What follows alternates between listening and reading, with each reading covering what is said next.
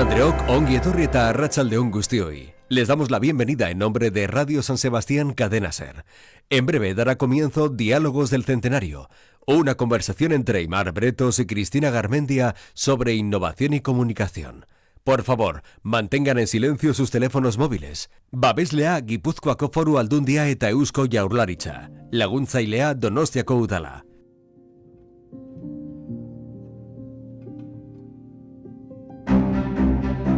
Aquí comienzan los Diálogos del Centenario.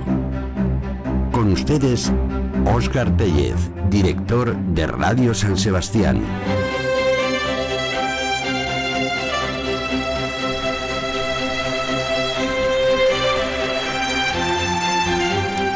Agintariok, entzuleok, lagunok, arratsaldeon guztioi. Ohore handia da zuei ongietorria ematea Radio San Sebastianen mendeurrenaren ospakizunen barruko topaketa berezi honetara.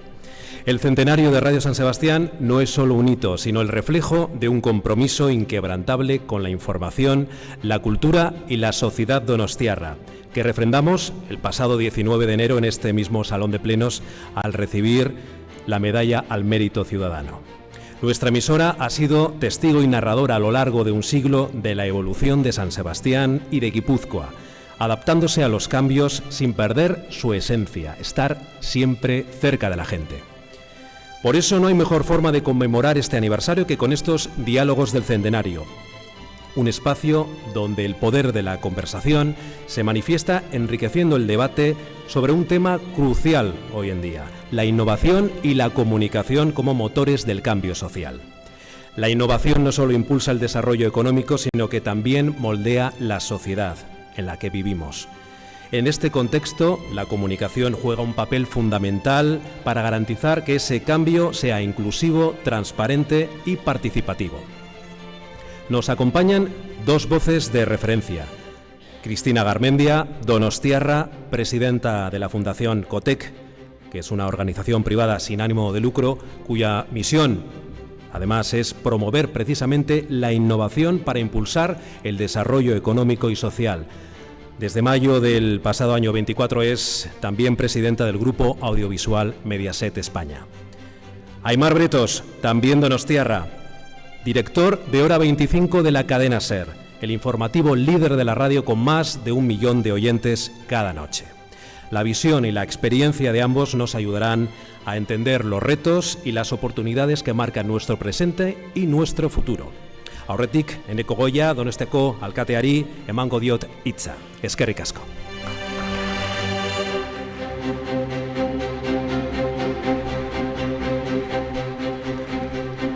Eskerrik asko, Óscar. Arratsaldeon guztioi eta ongi etorriak Donostiako udaletxera, zuen etxera. Bi donostiar paregabe dauzkagu gaur hemen protagonista, eta ni ez naiz gehiegi luzatuko, ni uste beraiek entzutera etorri zerate da, eta utzi egingo diegu beraiek daukaten elkarrizketa hori guztion artean edo guztiokin konpartitu dezaten. Para mí es un honor el poder estar hoy aquí en este coloquio con motivo del centenario de Radio San Sebastián. Iniciamos las festividades para celebrar el centenario con esa imposición de la Medalla de Mérito Ciudadano, y tenemos entre nosotros también hoy a un tambor de oro de la ciudad de San Sebastián. Luego conocéis bien el papel que juega en nuestra ciudad este Salón de Plenos. El tema es apasionante, sin ningún lugar a dudas, la comunicación de innovación en este mundo loco en el que vivimos. Y antes de bajar aquí, cuando teníamos la ocasión de conversar tranquilamente ahí arriba, pues yo les trasladaba, ¿no?, la preocupación que quienes estamos en política tenemos precisamente sobre lo que está siendo ese cambio que se está produciendo en la comunicación, en la forma de transmitirse la información, ¿no? Yuval Noah Harari, que escribió su último libro, Nexus, hace una reflexión en la que dice que, bueno, tal vez en el pasado pensábamos que la información sería el mejor antídoto para combatir la ignorancia, ¿no?, y las supersticiones y otras muchas cosas. Pues hoy no sé si al final vivimos en un mundo en el que el exceso de información precisamente está teniendo el efecto contrario, ¿no? Pero bueno, esa es una reflexión que harán nuestros protagonistas hoy, nuestros protagonistas donostiarras de lujo y embajadores de lujo de nuestra ciudad. Eskerrik asko, hemen izateagatik eta zuei gozatu gaurko arratsaldeaz. Eskerrik asko.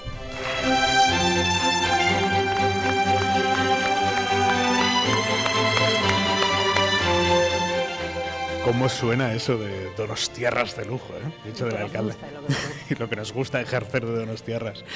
Antes de meternos, Cristina, en el tema que nos ha traído hoy aquí, ¿para ti qué supone este salón de plenos, el haber recibido el tambor de oro aquí, en este salón? ¿Qué viviste en aquel momento? Pues igual se enfadan mis hijos, pero yo creo que posiblemente es el día más emocionante de mi vida. O sea, como donostiarra, recibir el tambor de oro en este salón de plenos, rodeado de familia, de amigos, llena en un momento de una emoción intensa, salir al balcón, la tamborrada, bueno, es algo indescriptible.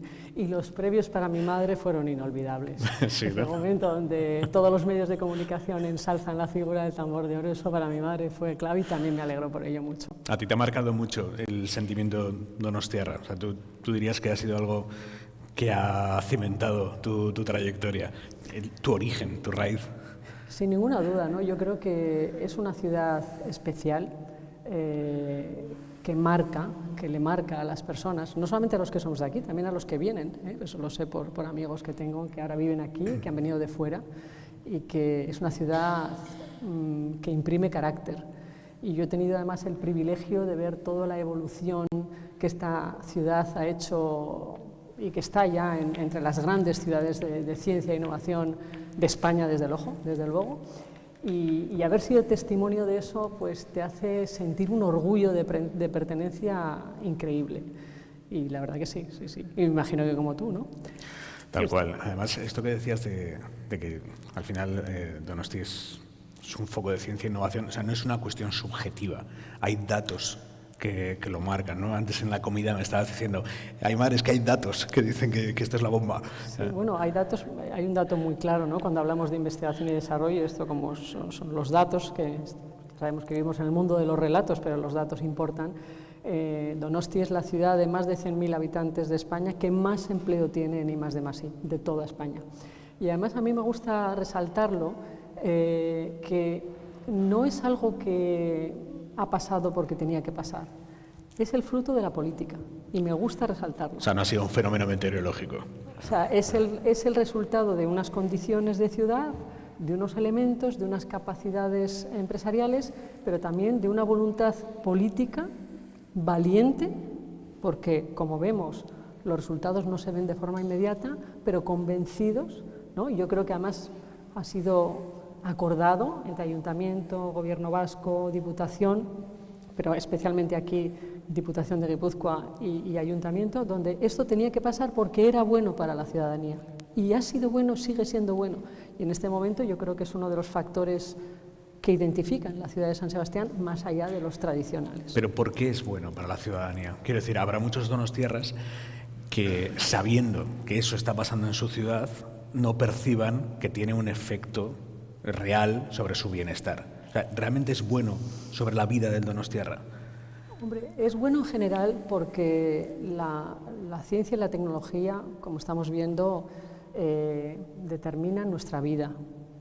Cuando tenemos problemas, cuando tenemos oportunidades, cuando tenemos problemas de salud, por ejemplo, las capacidades médicas, tecnológicas de investigación que tiene esta ciudad, pudiendo contribuir claramente a dar respuesta, capacidades, por ejemplo, en un sector tan de vanguardia como es la computación cuántica, de nuevo una apuesta valiente política, donde algo que puede transformar todo el sector, muchos sectores, porque es una tecnología transversal.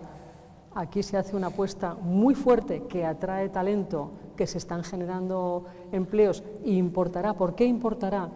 Porque la innovación siempre produce un efecto positivo en el lugar donde se produce, para bien y para mal. Para bien si eres el beneficiario porque la tienes cerca, claro, y para mal si la tienes alejada porque depende siempre de dónde se produce. Lo hemos visto en la pandemia, que hubiera sido de nosotros si no hubiéramos podido contar con vacunas que han hecho otros. Pues eso es lo que hay que intentar, tener la soberanía, tener las capacidades, no de hacerlo todo, porque no se puede, pero de sí tener ciertos elementos que son claves para que un grupo lo haga. O sea, formar parte de ese sistema global de ciencia y tecnología que forma parte de la respuesta de ante los desafíos que estamos viviendo. en todos los sectores. Y yo creo que San Sebastián es una ciudad claramente ya conocida por sus capacidades de ciencia e innovación. Y nuestro entorno, porque da la sensación, y ahora lo estamos viendo con la pugna Estados Unidos-China claramente, que estamos ahí los europeos un poco a dos velas. No sé si compartes esa sensación. Yo creo que, desde luego, ¿quién nos hubiera dicho hace unos años que esto iba a pasar, ¿no? Pero es verdad que cuando hablábamos de soberanía tecnológica, viene estando en el relato de que hay que trabajar por la soberanía tecnológica, pues ahora en este momento la Comisión Europea, por fin hay una vicepresidencia de soberanía tecnológica. Pero los grandes bloques, Estados Unidos y Asia, China, ya no hablan de soberanía tecnológica, hablan de supremacía tecnológica. La tecnología es la nuestra y es esta nuestra y vais a ver cómo es la nuestra y ninguna otra. Yo creo que esta respuesta tan abrupta significa el despertar de Europa. Quiero pensarlo. Y quiero pensar que como no podemos bajar los brazos, vamos a tener que actuar. O sea, que tú crees que Trump nos va a hacer ponernos las pilas. Yo creo que Trump es ese elemento de disrupción abrupta que va a hacer que Europa se levante y que empiece a caminar por la dirección adecuada y conforme a las reglas que tenemos los europeos, pero que dentro de las reglas existe un mecanismo de cooperación, ya que no es posible ponernos todos los países de acuerdo, pues sí podemos cooperar en algunos aspectos que tenemos que cooperar. Entonces, yo ahí veo un movimiento muy interesante entre varios países que quieren hacer lo mismo, que es fundamental, en el ámbito de la energía, la banca, los mercados de capitales. Si no, no podremos competir, no podremos competir, y por lo tanto veo ahora una voluntad política de algunos líderes, por cierto, no todos de los mismos partidos, y por lo tanto eso también me reconforta, y desde luego un compromiso empresarial de jugar en esa partida para empezar a generar capacidades conjuntas entre los europeos. Hay un buen ejemplo, esto ya lo hicimos con una empresa, se llama Airbus. Airbus es el mejor símbolo de Europa, es los países forman parte del capital y es una que compite contra Boeing de una manera sobresaliente. Y somos autónomos y es el mejor ejemplo. Pues tiene que haber más ejemplos como Airbus, ¿no? Y tenemos que empezar a ser un poco más proteccionistas nosotros también. A mí no me gusta mucho el significado del proteccionismo, porque sobre todo no da buenos resultados y siendo tan pequeños como es Europa, no sé si sería la mejor receta. Pero desde luego tenemos que jugar nuestras cartas y no puede ser, o no debería de ser, porque es, que abramos las puertas y que a nosotros nos las cierren. O sea, el que haya una reciprocidad en las relaciones es lo que hay que trabajar. Por eso, ante los aranceles, pues veremos ahora cuál es la reunión de la presidenta de la Comisión con el vicepresidente de Estados Unidos. Vamos a ver cuál es el resultado de la política arancelaria, ¿no? Pero, desde luego, yo creo que nosotros los europeos ya en nuestro ADN tenemos inculcados los valores. Somos más defensores del medio ambiente, somos más defensores de la cohesión social, nos gusta nuestro modelo y esto ya está en nuestros proyectos sociales y empresariales. Vamos a aprovecharnos de que eso es así para jugar de una manera más rápida. O sea, la competencia, por ejemplo, el mercado de la competencia, pues que en Europa es muy difícil crecer porque no se puede crecer porque enseguida saltas del perímetro, ¿no? Cuando en Estados Unidos esto es diferente. No digo ni que sea bueno un extremo ni el otro, siempre con vigilancia, con transparencia y velando por los ciudadanos, pero tenemos que poder competir. ¿Sí? Esto es una clave, ¿no? Nuestro respeto a nuestros propios valores, digamos, enraizado a través de las normas que nos damos a nosotros mismos, ¿hasta qué punto limita nuestra capacidad de competir con otros actores desde el resto del mundo que igual no tienen esas mismas normas, ese mismo afán por cumplir sus propias normas? No tienen esas mismas normas ni tienen el afán, ninguno de los dos ámbitos, y estos son los hechos. Dicho esto, yo creo que Europa es un gran proyecto en el que nosotros queremos estar y muchísimos ciudadanos del mundo quieren venir a estar, porque son esos valores los que te dan el confort de saber que vives bien, vives feliz y vives dentro de una sociedad que está cohesionada, donde la igualdad de oportunidades importa, donde las desigualdades que induce la innovación importan y se corrigen, donde hay interés para que todos vivamos mejor y la política está interesada en la formulación de sus propuestas. Pero la realidad la da el resultado de las urnas y lo hemos visto en Estados Unidos. Yo creo que mucha gente que ha votado a Trump pensaba que, bueno, no se atreverá a hacer lo que dice y se ha atrevido a hacer mucho más de lo que ha dicho. Entonces ahora estamos viendo, es como un momento de shock que vamos a ver qué consecuencias tiene y estas son, y en ese ámbito tendremos que jugar. O sea, pero yo creo que sí veo el ánimo y veo el compromiso de grandes líderes empresariales y políticos que quieren ponerse al frente del modelo europeo. Y es por esto por lo que tenemos que apostar. Me he quedado con lo que has dicho de que en Europa las desigualdades que genera la innovación sí que importan y que vamos a corregirlas. ¿La innovación siempre genera desigualdades? En términos generales sí, la innovación, pero no es ahora, la innovación, esto es histórico. O sea, la invención de la agricultura tuvo efecto hasta en la estatura de aquellos ciudadanos que no tenían ya opción a vivir de unos alimentos que ya no se sembraban así. O sea, la imprenta, los telares, más recientemente los VTCs, todo hemos visto, todo es disruptivo y todo tiene su cara oscura. La amenaza que ha sido los VTCs para los colectivos de taxistas, donde un colectivo que no estaba organizado. Entonces, cuando una innovación sobreviene, tiene una cara oscura. Lo hemos visto, lo estamos viendo con las redes sociales, lo estamos viendo, vamos, más que nunca y de forma también muy disruptiva en los medios de comunicación, ¿no? O sea, cuando vemos, a mí me encanta el título, ¿no? Innovación y comunicación, motores de cambio social en un mundo en crisis.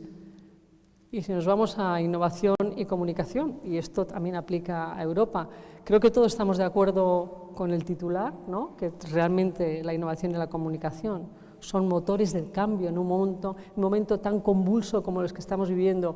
Todos estaremos de acuerdo en que la comunicación, la información, el periodismo libre, todo esto es relevante para nuestra cultura y para nuestra democracia, pero también todos estamos de acuerdo en que las fake news, la desinformación, los bulos, son la mayor amenaza a esta democracia que con tanto afán hemos construido. Y si ahora metemos en la ecuación la innovación, pues la innovación también en esto y en todo tiene una cara que hay que conocer, porque hay que entender también el origen. Y si pensamos lo que significó Internet 2.0, la emergencia de las redes sociales, en movimientos como el 15M o la Primavera Árabe, son movimientos sociales interesantes donde una ciudadanía tiene una voz que antes no tenía, pero que como ha trabajado sin límites, ha girado hacia una deriva muy peligrosa, que es la contraria a la que se pretendía. Y vivimos ahora en un mundo donde lo que prima a través de estos elementos tecnológicos es las emociones, los instintos primarios, y hay pocos elementos que ayudan a la razón, al pensamiento, al entender qué nos está pasando. Y detrás de esto hay unos intereses que se nos escapan. A mí esto me da mucho miedo porque es verdad que hasta hace unos años los medios de comunicación veíamos cómo en nuestro ecosistema se metían otros actores que se hacían pasar por medios de comunicación, que incluso estéticamente emulaban ser medios de comunicación, pero que no respondían a unos criterios periodísticos, a un afán por la verdad, no, respondían a agendas propias o ajenas, pero muy concretas, muchas veces económicas, otras muchas veces políticas, buscaban otras cosas, buscaban agitar el río para después, muchas veces echar después ellos las redes y hacer una pesca de arrastre. Entonces compartíamos ese ecosistema con gente que se hacía pasar por periodistas o por medios de comunicación cuando lo que hacían era otra cosa, era intoxicar, era agitar. Pero compartíamos ecosistema y los teníamos más o menos detectados. Y creo que teníamos la capacidad de compartir con nuestros oyentes, con nuestros lectores, con nuestros espectadores, las herramientas para que ellos mismos supieran detectarlos. Porque estábamos en el mismo ecosistema y podíamos señalarlos de alguna manera. Pero en los últimos años eso ha cambiado. Ya ni siquiera vienen a nuestro ecosistema de los medios de comunicación para hacerse pasar por uno de ellos. Ahora ya juegan en otro terreno, que es el digital, el de las redes sociales, y se permiten unos trucos, una apelación permanente a las emociones que estimulan el algoritmo como yo nunca lo voy a poder hacer, porque yo no pretendo eso. Y te lo impide tu código. Y me lo impide mi código. Me lo impide mi código, por lo tanto, ellos llegan al borde de la tarjeta roja, permanentemente lo traspasan, y eso el algoritmo lo premia. Y por lo tanto, la atención por la que yo compito de un chaval de 30 años, pongamos, ese actor ajeno la va a conseguir muchísimo más fácil que yo. Y eso es muy preocupante, porque es ese actor ajeno que responde a otras agendas el que le va a decir esto es lo que está pasando, esto es lo que tienes que pensar y mucho mejor, esto es lo que tienes que sentir. Y eso es muy preocupante. Pero fíjate que es verdad que la incursión de la tecnología en los medios ha favorecido todos estos fenómenos, que tiene un efecto positivo en que los medios tradicionales han mejorado porque han tenido que reaccionar. Pasa igual con los taxis, ¿no? Los taxis han tenido que reaccionar y operan de una manera mucho mejor, en todos los sentidos. O sea que hay una parte de competir que te hace ser mejor, pero hay otra parte que dices, bueno, y ahora lo que dices tú, ¿no? Ahora que en este mundo, ¿cómo navegamos? Y yo creo que ahí es la sociedad la que tenemos una responsabilidad. En los medios de comunicación, si nos fijamos, muchas veces pasa igual con la política, ¿eh? A mí me parece que hay cierto paralelismo, las dinámicas son bastante parecidas, ¿no? De cómo distinguir y premiar a los grandes profesionales que hay dentro de esos colectivos, ¿no? Y cómo distinguirlos de los que tienen una intención contraria.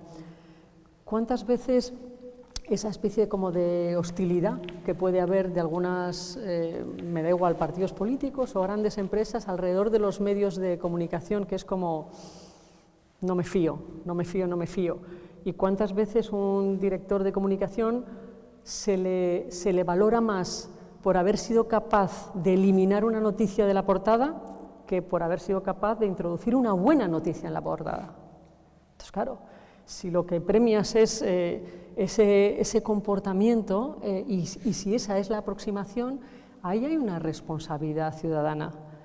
O si, por ejemplo, estamos dispuestos a pagar cuotas, las que sean, por las plataformas de entretenimiento, pero no estamos dispuestos a pagar una décima de esa cuota, nos llevamos las manos a la cabeza por una plataforma de información veraz con periodistas muy buenos, ¿no? Conocidos, prestigiosos.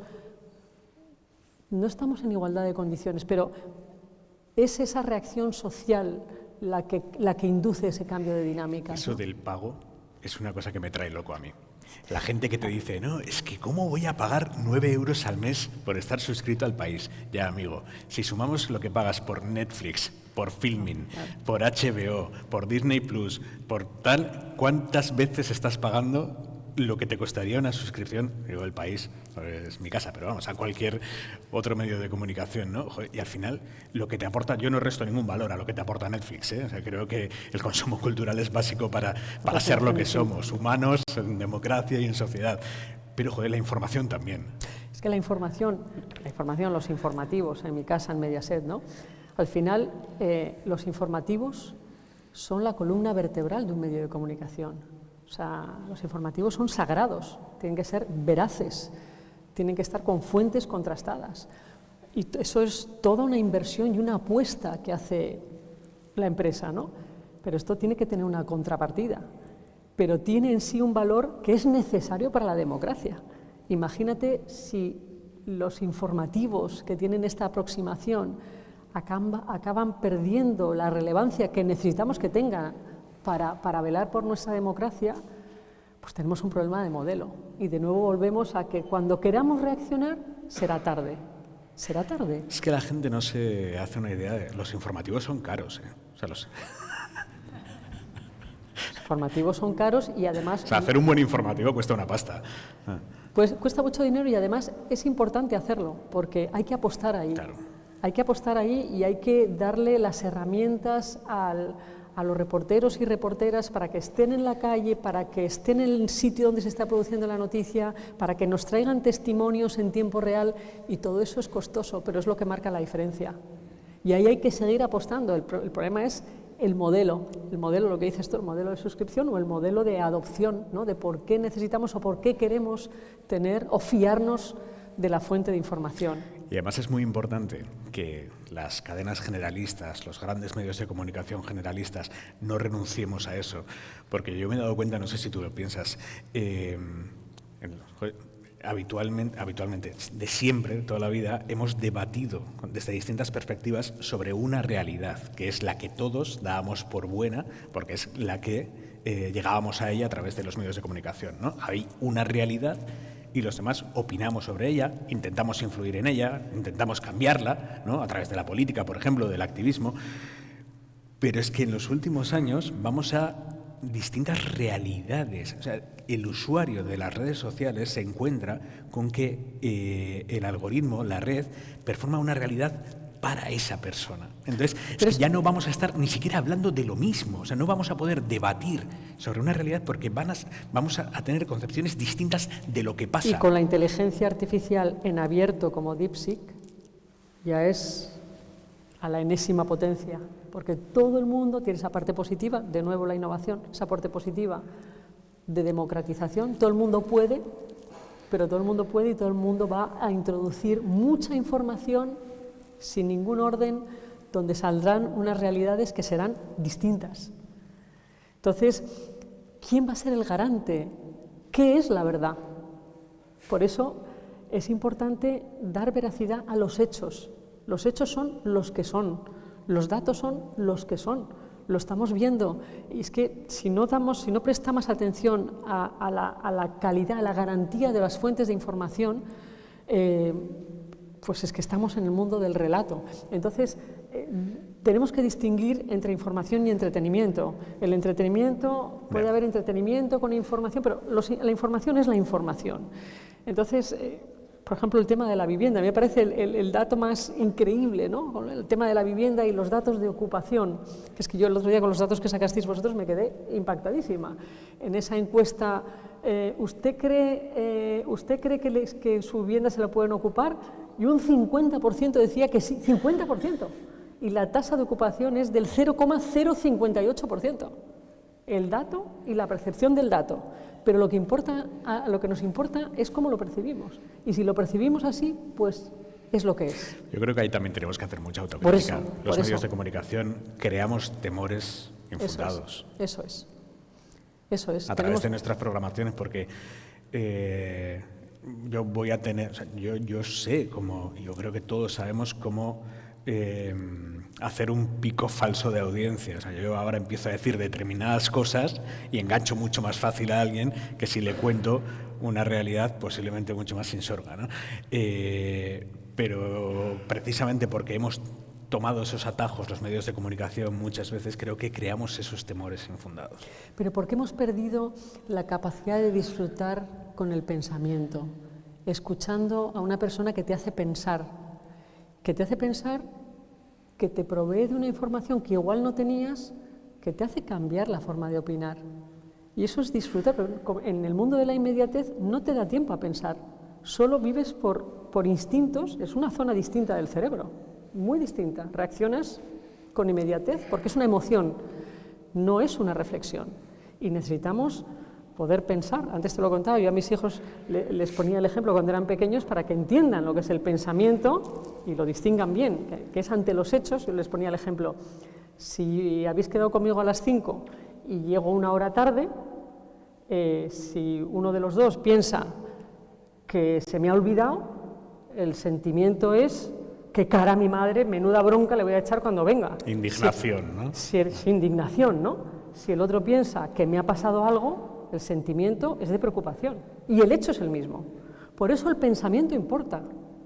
Por eso importa pensar bien y estamos perdiendo el hábito de pensar y necesitamos recuperar el pensamiento, porque si no, no seremos libres para poder decidir sobre nuestro futuro. Y además la maquinaria está diseñada para que esto pase. Entonces, en Europa, que tenemos esos valores, afortunadamente, más constructivos y más, bueno, los nuestros, creo que hay hueco para recuperar el pensamiento, el valor del pensamiento. Y además una cosa muy importante, que es que pensar y ver a otro que piensa es sexy. Sí. No, Total. Es que estamos en un tiempo en el que se premia el antiintelectualismo. Sí. Y es súper sexy ver que alguien piensa y reflexiona y cambia de opinión. Y que te gusta lo que dice y que cambia de opinión, claro. Y la actitud, la humildad de reconocer, no había tenido en cuenta esto, me has hecho pensar, creo que ahora voy a opinar distinto. Eso hoy en día está casi prohibido. Tú eres de los tuyos y piensas eso, y esto lo llevamos a la política. Es que la política es la solución a nuestros problemas. Tú que fuiste ministra hace década y media ya. Fíjate. ¿Cómo ves hoy la política? La política en España. Yo veo que la política y los representantes de la política tienen un oficio muy, muy, muy complejo, porque las dinámicas y las premisas con las que parten son muy complejas. Entonces, cuando no hay espacio para la explicación, no hay espacio para la rendición de cuentas porque ni siquiera interesa, y lo único que vale es lo que genera audiencia, que genera votos seguramente, pues vamos mal. Entonces a mí casi me parece la política ahora es una profesión heroica, pero necesitamos más que nunca. Las mejores personas tienen que entrar en política, porque nos jugamos nuestra democracia, porque está en juego nuestra democracia. Pero tú entiendes que los mejores digan, olvídate, me van a machacar, voy a cobrar la mitad de lo que estoy cobrando, la mitad, en la empresa privada, ¿qué incentivo tengo para meterme a gestionar lo público? Hombre, primero tienes que poder tomar esa decisión, ¿no? Si estás en otro entorno con una remuneración más alta, tienes que poder tomar esa decisión. No siempre es fácil, no tienes la libertad. En muchas ocasiones me consta que no hay la libertad de poder elegir, porque claro, es un sacrificio para la familia. Pero segundo, es un compromiso, al final es un servicio con tu país. O sea, es como pones tu profesión al servicio de la política, no cómo me sirvo de la política para mi profesión. Y hay representantes de la política maravillosos que si los contáramos, los conociéramos y los pusiéramos a trabajar juntos, llegarían a grandes consensos, porque son personas que tienen objetivos compartidos, luego con diferentes aproximaciones políticas, pero en lo importante hay consensos. Fíjate qué maravilla sería poder fraguar esos pequeños consensos que marcan la diferencia, sobre todo de las políticas que tienen gran calado y son de largo alcance. Esto depende solo de las personas, no tanto de los partidos, pero hace falta que esas personas que hacen eso seamos capaces de cambiar nuestro voto porque nos gustan las personas. Y eso hay honrosas excepciones. Pasa más a nivel municipal, pero cuando te fías de alguien, te tienes que fiar. Es muy difícil leerte un programa electoral. ¿Quién se lee el programa electoral? Al final es un tema de afinidad, de quién me fío, de quién me inspira, de quién me fío. Pero hay que dedicarle el tiempo. Lo que pasa es que lo que nos pasa en torno a los consensos es curioso porque somos muy hipócritas con esto. El consenso tiene muy buena prensa, pero luego penalizamos a los políticos que contemporizan, que buscan posiciones comunes, y premiamos a través del voto, a través de incluso nuestra atención, incluso a través de los likes. Por eso no hay que contarlo. Sale en esos 40 segundos y no hay dice, que contarlo, hay que hacerlo. No hay que contarlo. Hay que renunciar al titular del consenso. Hay que hacerlo. Y para eso hay que tener una gran generosidad política. Pero esas personas que son capaces de alcanzar consensos generosamente, porque no van a buscar un título. Normalmente alrededor de un consenso de posiciones distintas hay mucho riesgo político dentro de las casas, de cada una de las casas políticas, ¿no? Las grandes casas. Sí, y mucho riesgo. Y hay personas que arriesgan y tengo que decir que no siempre ganan. Pero ahí está el legado. Y el legado, luego hay que reconocer que fue el fruto de una política acertada, ¿no? Si no reconocemos el valor de quienes decidieron, arriesgaron y ha dado sus frutos, tenemos que poner en valor lo que esas políticas han significado para una ciudadanía, para una sociedad. Tenemos que recuperar el valor y la afección a la política, porque importa mucho nuestra representación política. Lo que pasa es que esas decisiones arriesgadas habitualmente dan sus frutos en un periodo temporal en el que quien ha arriesgado no está ahí para capitalizarlo políticamente. Pero si esa persona te tiene que hacer ver que eso que está decidiendo tiene sentido. La computación cuántica. ¿Tú crees que la computación cuántica vamos a ver dentro de 3 años el resultado? Pues claro que no. Lo que vamos a ver es la senda. Lo que vamos a ver es que estamos ahí. Y algo que puede ser muy disruptivo para la sociedad en general y para la economía en particular, Euskadi tiene capacidades y están ahí. Euskadi, España, cada uno con su aproximación. Y si, en el caso, por ejemplo, en el caso de Euskadi, que no se ha esperado al ordenador cuántico europeo, esto tiene su riesgo, ¿no? Tiene su riesgo. Como somos los vascos, Tiene su riesgo. Pero claro, es una aproximación, es que es muy claro. Es decir, no, yo voy a estar aquí, también estaré en el europeo, pero yo ya quiero estar porque no voy a esperar 3 o 4 años, no sé cuándo estará el europeo. Yo tengo que estar, capacitarme para luego poder seguir aportando al proyecto europeo, ¿no? Entonces, entender que esto no es malgastar, esto es apostar por la soberanía tecnológica, apostar por tener capacidades que van a importar para la construcción de nuestras vidas. Y esto, los medios de comunicación tenemos una gran responsabilidad en hacer entender a la sociedad que esto importa y que estas decisiones valientes y acertadas son las adecuadas para construir futuro. Hablando de los medios de comunicación, que cumplimos 100 años en Radio San Sebastián, ¿cómo ves la radio, Cristina? Tú que eres presidenta de Mediaset, que es un grupo que en España radio no tiene. ¿Cómo nos ves? Hombre, a mí la radio me gusta muchísimo, yo soy muy de radio, y de Radio San Sebastián, por supuesto. Oigo en Madrid, porque vivo en Madrid, pero siempre oigo Radio San Sebastián. Yo tengo la aplicación de la SER Radio San Sebastián. Todos los días me despierto con la SER, todos los días. Pero yo creo que la buena noticia para la radio es que es un medio en este momento que está en auge, porque tenemos la necesidad, o sea, nos sienta bien escuchar a personas que nos gustan y nos gusta su opinión, pero no es una opinión cautiva, no es en las redes que no sabes quién está opinando o en el fondo no sabes muy bien quién está opinando. Es esa persona que te fías de su intención, de cómo está recogiendo la información, de cómo te la está transmitiendo. Entonces, me parece que eso que siempre ha sido la radio, unido a todos los formatos ahora de podcast y todos los elementos nuevos gracias a la tecnología que coloca a la radio en unos públicos y en unos momentos donde antes no estaba, tiene un gran futuro. La radio tiene un gran futuro. Mira, este jueves es el Día de la Radio y a mí me pone muy nervioso todos los años que para celebrar el Día de la Radio lo primero que hacen los departamentos de marketing de las radios es ponerte las radios antiguas, ¿no? Los transistores antiguos. Y digo, joder, si nosotros mismos le estamos diciendo al mundo que el concepto radio es una radio antigua, no, vamos a decirle al mundo que el concepto radio son mis auriculares inalámbricos, ¿no? Mis AirPods. Eso es la radio hoy.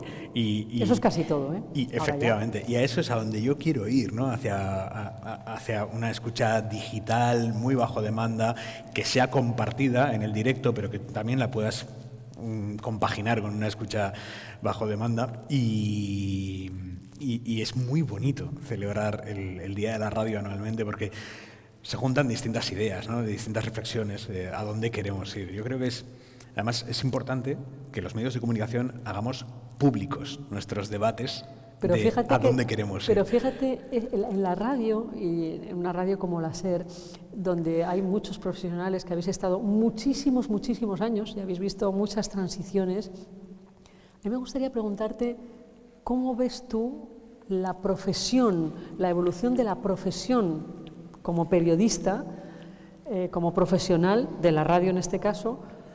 ¿Qué os está condicionando? Porque yo veo ahora en Mediaset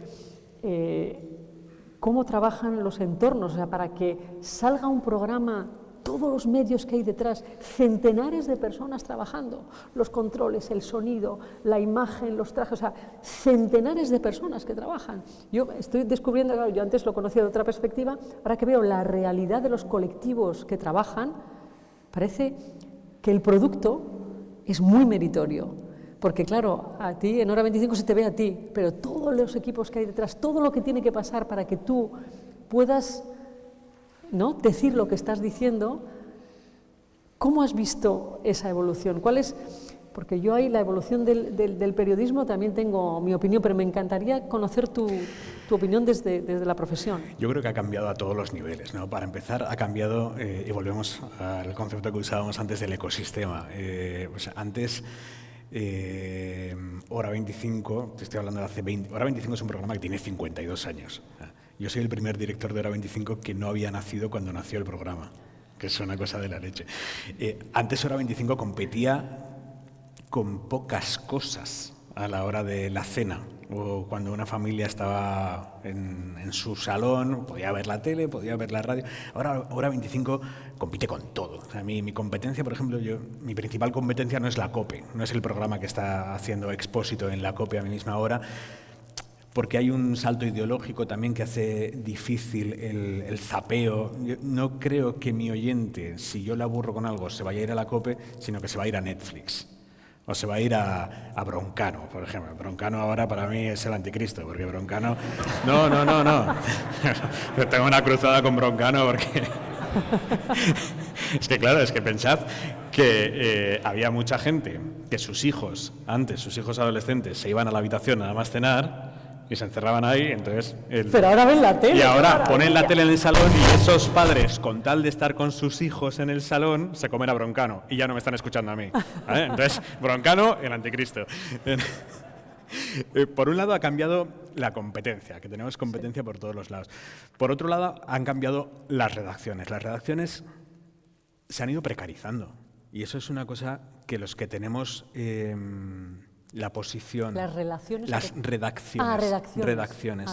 Se han ido precarizando y los que tenemos una posición privilegiada, en ese sentido creo que tenemos que aprovechar todos estos foros para decirlo, ¿no? Yo, si por ejemplo, no lo sé, pues si en el equipo tengo una persona en una posición muy precaria, es mucho más fácil que mañana el alcalde que tiene un puesto bien pagado en el ayuntamiento de prensa venga y le diga vente conmigo. Y entonces esa persona ya no va a estar en mi equipo, vamos a tener que empezar de nuevo con nuevos equipos. Las redacciones precarias cuesta muchísimo más construir sobre ellas. Ha habido mucha fuga incluso a los departamentos de empresas, claro, donde, por ejemplo, la comunicación empresarial ha mejorado muchísimo, claro, fruto de esa fuga de talento de las redacciones hacia corporaciones empresariales. Pero claro... Imagínate, nosotros tenemos, o sea, es ficción, ¿vale? Pero imagínate que nosotros tenemos una chica a la que desde los 23 años que ha terminado la carrera y el máster empezamos a formarla en nuestra sección de economía haciendo temas de energía. Y dedicamos 10 años en que esa tía sea la mejor periodista de España en materia de energía. ¿No va a venir Iberdrola mañana, le va a pagar 3 veces lo que le estamos pagando nosotros y se la va a llevar? Pero ahí tres veces más es imbatible. Pero yo sí veo, sobre todo en gente más joven, donde el salario siempre es importante, pero no es el único elemento. Igual en mi generación antes pesaba más el salario. Ahora es importante, sobre todo si tienes un acceso digno a esa vida que quieres tener, pero el proyecto tiene muchísimo peso. Y seguramente el poder, como periodista, el poder dejar tu huella en una cadena pesa mucho. En una empresa vas a estar más condicionado para hacer lo que hay que hacer en una empresa o en otro tipo de institución, ¿no? Yo creo que ese periodismo libre es difícil ejercerlo fuera de una cadena al uso, ¿no? Yo creo que todos los medios tienen sus condicionantes, que son los económicos. Evidentemente, para poder ser libre tienes que tener solvencia económica, si no es más difícil. Pero yo creo que eso forma parte de la forma de hacer, ¿no? De traer a las mejores profesionales para que influyan, porque eso es lo que da audiencia. Y además, no hay duda que es así. O sea, son los mejores. Cuando tienes un experto o una experta en un tema, se valora mucho. Y se nota mucho cuando no es así. Cuando tú estás escuchando un programa y dices, esta persona no sabe de lo que está hablando. Muchas veces censuras el programa. O sea, que el riesgo de no hacerlo bien... Ya no vas a volver nunca. Nunca, por eso. O sea, el riesgo de hacerlo mal es altísimo. Pero claro, para eso habría que desarrollar un itinerario profesional que no solamente se beneficien los grandes titulares, ¿no? Broncano, estoy seguro, bueno, de hecho Broncano solo lo puede fichar Radio Televisión Española porque tiene el presupuesto para hacerlo. Ninguna otra televisión puede ficharlo. O sea, los grandes sí y Radio Televisión Española sí, pero si no, imposible, porque una cosa es la audiencia, pero otra cosa es la cuenta de resultados. Entonces el tema de cuánto cuesta un profesional, que yo me alegro mucho porque ha generado mucha audiencia, y para mí lo más interesante del fenómeno de Broncano es cómo ha sido capaz de llevar a tantos jóvenes, pero muchos, a ver la tele. Quiere decir que la sociedad se puede movilizar en torno a un fenómeno. Por eso, más allá de lo que digas, importa cómo lo digas. Claro. Y los formatos son cada vez más relevantes, ¿no? Esa experiencia de me quedo aquí a ver este programa y además hago plan con mis amigos y comento hoy y mañana, y ese momento que no te puedes perder. ¿Tú crees que el consumo de medios de comunicación va a volver a ser un consumo en comunidad, colectivo, del directo? Como es, o sea, sigue siendo mayoritariamente, pero es verdad que estamos viendo cierta tendencia a una fuga, a un consumo individualizado, a la carta, de productos muy de nicho.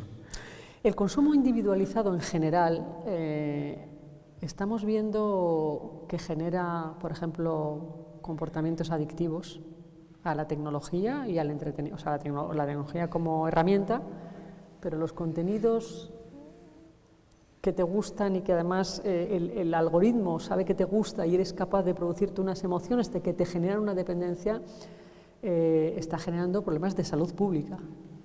Entonces, yo creo que esa parte, pues como todas las conductas adictivas, no son buenas, pero bueno, llevarán su deriva y habrá que prestar atención, pero yo creo que los buenos programas que generan debate, que generan opinión, que generan escuchar y de comentar, que requieren socialización, eso es un objetivo que tenemos que perseguir. ¿Qué es un buen programa?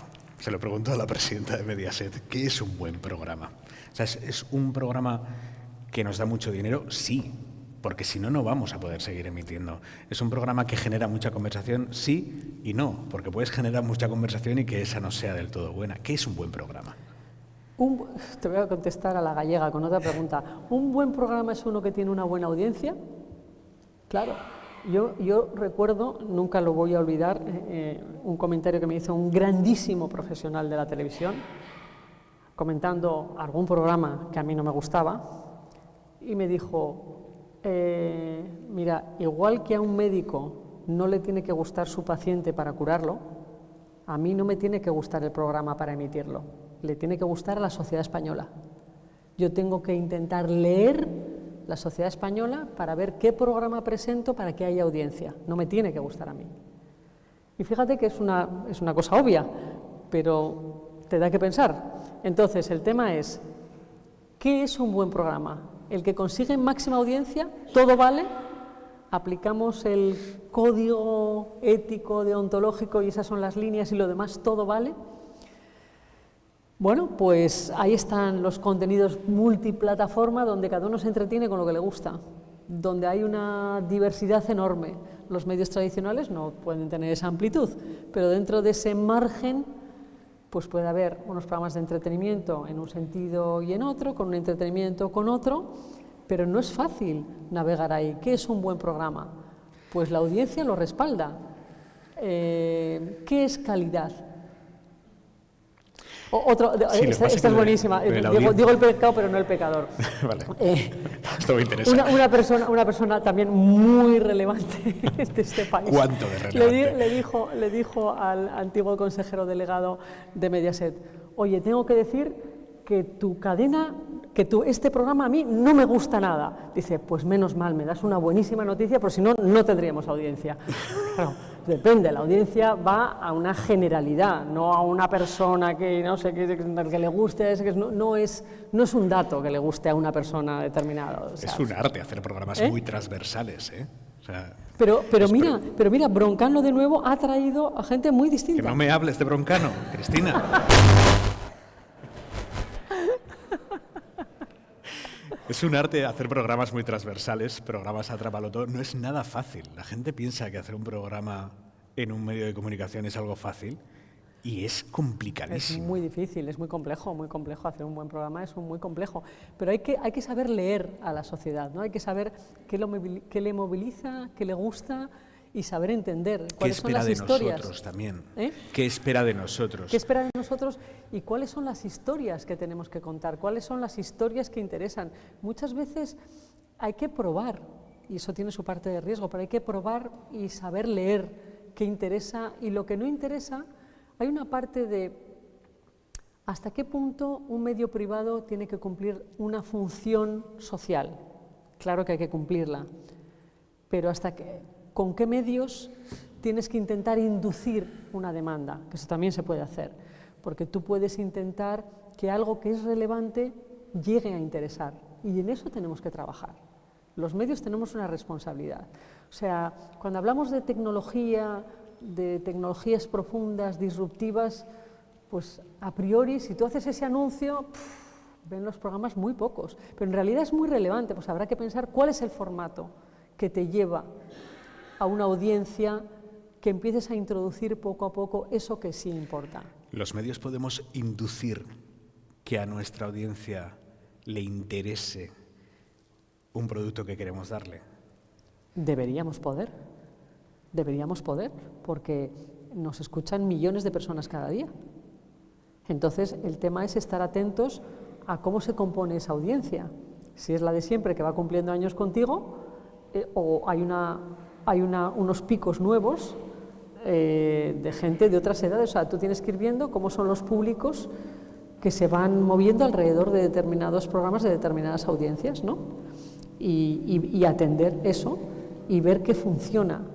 La tecnología bien traída, me refiero no a la tecnología en sí, sino a la tecnología dentro de los platós o dentro de los medios, es interesante porque hay aproximaciones nuevas que despiertan a los públicos, ¿no? No es de la noche a la mañana. Los medios de comunicación más tradicionales es más como un transatlántico, hacen unos movimientos mucho más lentos, ¿no? Vamos poquito a poco, pero cuando llegamos... Ahí estamos, ¿no? Ahí estamos. Y desde luego lo que digo, o sea, yo creo que hay una gran preocupación de cómo estamos viendo los cambios y la proyección a futuro de cómo va a ser esta convivencia, no solo con las plataformas. Las plataformas tienen sus propuestas, sino con las grandes corporaciones tecnológicas, ¿no? Las grandes corporaciones tecnológicas... Es que no hay convivencia. O sea, es que las grandes corporaciones tecnológicas son tan poderosas que no es una convivencia real, ¿no? Convivir es cuando tú y yo nos reconocemos como iguales, podemos convivir. Con una gran plataforma tecnológica como Musk, que se quiere comprar todo, ahí no vamos a convivir, vamos a coexistir hasta que él decida que yo dejo de existir. Por eso tenemos que velar desde la sociedad porque sigan existiendo instituciones que sean los garantes de esa información que necesitamos para formar nuestro pensamiento y formular nuestras decisiones con criterio. Y ahí tenemos que hablar de esto, porque esto, si no haces nada y proyectas a futuro, pues ya está, vendrán las tecnológicas americanas, se instalarán en Europa y serán las que operen el sistema, para bien y para mal, porque como dices tú, pues si Elon Musk nos anuncia ayer que se compra OpenAI por casi 100.000 millones de dólares para tenerlo, pues imagínate lo que no se puede hacer, pues todo, porque es un poderío económico increíble. Pero por eso el proyecto europeo... Además, sobre todo en manos de alguien que no tiene ningún pudor en demostrarle al mundo que está dispuesto a manipular procesos electorales. Quiere decir, o sea, está dispuesto a entrar de lleno con verdades o mentiras y manipular procesos electorales. Lo vamos a ver en Alemania dentro de unas semanas, cómo se ha puesto con la candidata de AfD a muerte y va a conseguir que saque unos buenísimos resultados. Estamos viendo lo que está haciendo en Reino Unido, intentando machacar al primer ministro Starmer. Aquí veremos por dónde entra. Ahora no, porque no le interesa, porque no hay procesos electorales. Pero es que para 2027, ¿qué no va a poder hacer Elon Musk con un proceso electoral? Pero por eso tenemos que reaccionar nosotros. O sea, tenemos que ver, porque es verdad, porque lo vivimos cada día, que está afectando nuestra convivencia. Y no solamente en el entorno público, en el entorno privado. Afecta a nuestra convivencia familiar. O sea, está todo tan polarizado, hay tantos bulos que se instalan unas pseudoverdades que dices, pero ¿qué me estás contando? ¿Pero de dónde sacas esa información? Yo lo he leído, pero ¿tú sabes lo que es leer? Ya no vale con lo he leído y no me acuerdo dónde lo he leído, que me lo han mandado por WhatsApp. O sea, por ejemplo, la suplantación de identidad. Bueno, eso... O sea, a mí me han mandado un audio mío. Dice, no es que se parezca a mi voz, es que es mi voz, la mía. Claro, en el momento en que tu voz la pueden captar de un programa como este, te hacen decir lo que quieres, pero además vale 10 euros. Imagínate, y vuelvo al escenario de un proceso electoral, ¿vale? Próximas elecciones municipales en Donosti. A 3 días de las elecciones, empieza a rular por los grupos de WhatsApp de San Sebastián un audio con la voz de Eva Monente, nuestra directora de informativos aquí en San Sebastián, diciendo, no sé qué candidato la han pillado en una redada con prostitución de menores. Una cosa falsa. Olvídate, eso no lo remontas a 3 días de las elecciones, con un audio que sea, obviamente, la voz trucada de alguien al quien le reconocemos un prestigio como prescriptor, como puede ser, por ejemplo, Eva Monente, eso no lo remontas. No lo remontas, pero ahí está, y esto lo hemos visto con la Dana también y los bulos, ¿no? Ahí está en los códigos que tenemos los medios para decir inmediatamente desmentir. Pero tienes que estar tan atento... El desmentido tarda más. El desmentido no se va a pero mover tienes tanto. que, pues tendremos que prepararnos para viralizarlo, para llegar a esos desmentidos. Y desde luego, si algún bulo se produce de verdad, porque además se puede producir también de verdad, ser fulminante con la decisión, la consecuencia. O sea, esto no era verdad, mi código me impide, primero, lo desmiento y segundo, esta persona tiene consecuencias, ¿no? O sea, quiero decir que en eso tenemos que seguir siendo los garantes de la veracidad de lo que decimos, ¿no? Pero es verdad que la facilidad con la que se pueden manipular los resultados electorales previos, o sea, luego el voto es real, pero inducir un voto... Claro. Por eso vuelvo a la importancia de la reflexión a la hora de votar y de saber que en quien estás depositando tu confianza te puedes fiar de la persona. Más allá de que no me gusta esto que va a hacer o no me gusta, bueno, pero en el fondo yo me fío de esta persona. O sea, creo que tenemos que ir a unos elementos tan sencillos como esos. O sea, ¿te vas a fiar de Trump? Pues no tienes más que escucharle y ya opina, pero la verdad es que lo que ha pasado es que millones y millones de personas se han fiado de él porque está actuando como está actuando, pero todavía no estamos viendo las consecuencias de sus actuaciones. Pero claro, si unes sus decisiones al 50% del PIB mundial moviéndolo, pues entonces, ¿qué hacemos? ¿Nada? Pues no. La innovación, hablando y volviendo a nuestro, la innovación es la solución, siempre es la solución, pero con transparencia, porque hay que ser muy transparentes, con diálogo con las instituciones públicas, las instituciones políticas y desde luego siendo muy transparentes en que no haya una manipulación, ¿no? Pero entendiendo muy bien que la innovación tiene la solución. Me ha encantado la definición que te he escuchado en la comida de innovación. Bueno, es una... ¿Cómo lo defines? Innovación para nosotros en Cotec es, para que haya innovación, porque si no hay muchos fenómenos, pero innovación es todo cambio basado en el conocimiento que genera valor. Si no hay cambio, conocimiento y valor, no es innovación. ¿El valor tiene que ser económico? No.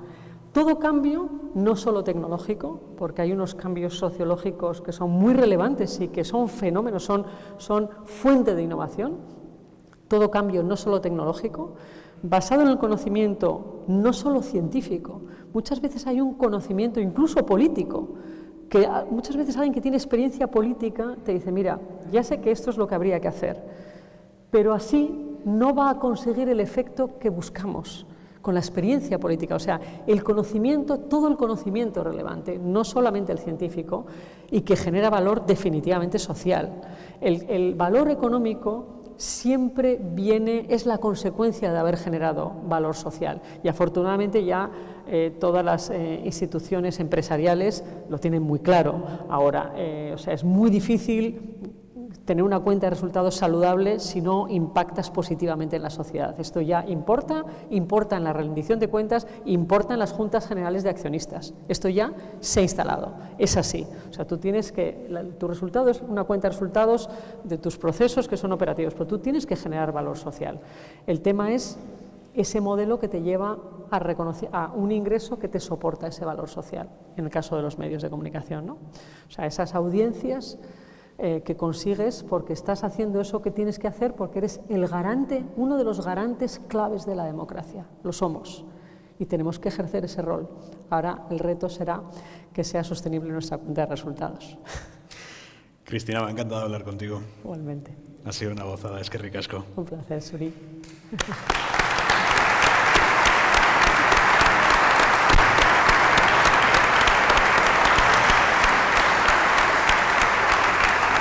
Y antes de marcharnos, la diputada general va a clausurar este diálogo de Ser Euskadi del Centenario. Diputada, cuando quiera. Es que ricasco.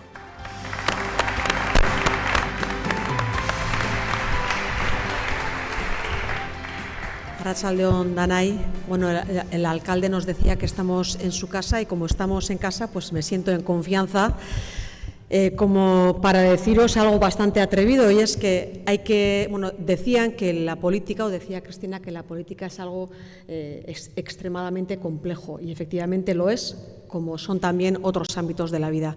Pero lo que hace falta es tener mucho valor para salir aquí después de escuchar a Cristina y a Aimar, tambor de oro, medalla al mérito ciudadano, donostiarras de lujo, y además no son palabras mías, son palabras de Aimar, incluso sexys. Aún y todo he tenido el valor de salir aquí, aunque sea para explicaros por qué la Diputación Foral de Guipúzcoa apuesta por formatos de este tipo, que son importantes. ¿Por qué? Porque además lo habéis hablado y con mucha profundidad. La Diputación Foral de Guipúzcoa evidentemente tiene mucha preocupación por la democracia, es decir, en un mundo en el que tenemos tantos impactos, algunos verdaderos y otros falsos, es muy difícil discernir lo que es realidad de lo que no lo es y al mismo tiempo formar un criterio propio. Por tanto, es fundamental para la democracia, aparte de tener muchos medios de comunicación, tener algunos que dan buena información, que forman y que sirven para que todas las personas podamos formar también un criterio propio. Y para la Diputación es importante, ¿por qué? Porque los retos son tan importantes. Aquí Cristina hablaba de futuro, hablaba de la cuántica. Las instituciones vascas hemos hecho apuestas muy importantes de cara a futuro. Por supuesto está la cuántica, las terapias avanzadas, la movilidad sostenible, muchas más. Y para todo ello no sería posible abordarlo si fuéramos cada cual por nuestro lado.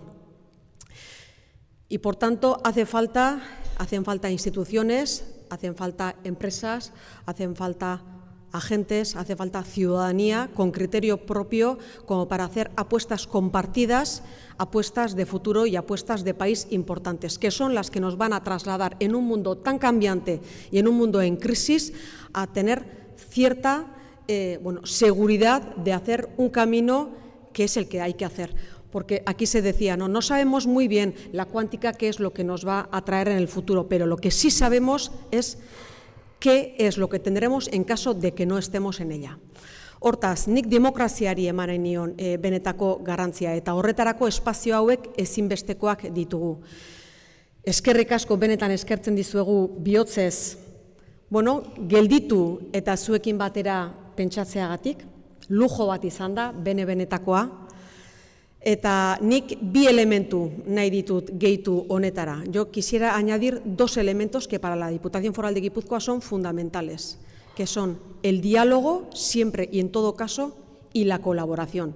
A pesar de que el enfrentamiento vende más, estoy convencida, y en la Diputación estamos convencidos y convencidas, de que son la única manera de llegar a un futuro compartido mejor para nuestro país, para nuestra ciudad y para nuestro territorio. Diálogo y colaboración siempre y en todos los casos. Y esto ya es una cosa muy personal y es insistir e intentarlo hasta conseguirlo.